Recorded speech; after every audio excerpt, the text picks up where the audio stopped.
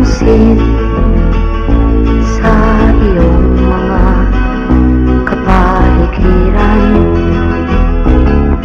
Kay dumi na ng hangin, pati na ang mga ilog natin.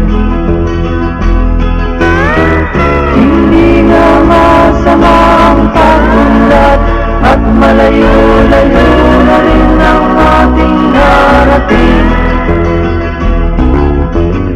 Ngunit masdan mo ang tubig sa dagat, dati kulay asul, ngayon'y naging itim. Ang mga duming ating ikinalat sa hangin, sa langit, huwag na nating paabutin. Upang kung tayo'y kumanaw man sa sariwang hangin, sa langit natin matitikman. Mayroon lang akong hinihiling, sa aking pagpanaw sana ay tagulan.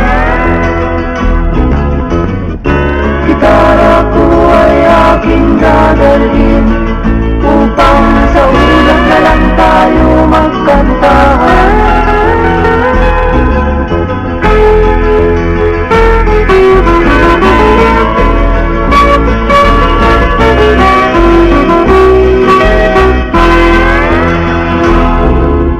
Ang mga bata ngayon lang isinilang, may hangin pa kayang matitikman.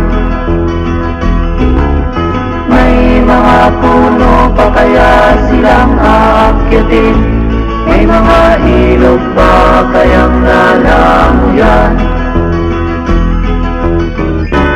Bakit di natin pag-isipan ang nangyayari sa ating kapaligiran? Hindi nga masama ang pag-unlad kung hindi nakakasira ng kalikasan.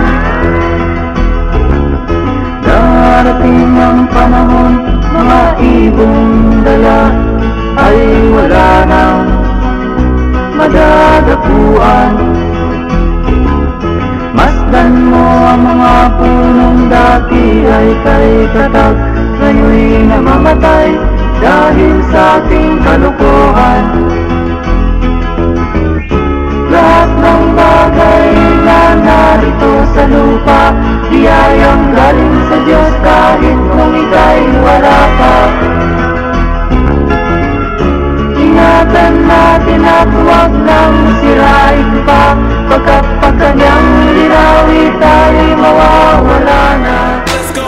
Shakalaka, shakalaka, shakalaka, laka. Shakalaka, shakalaka.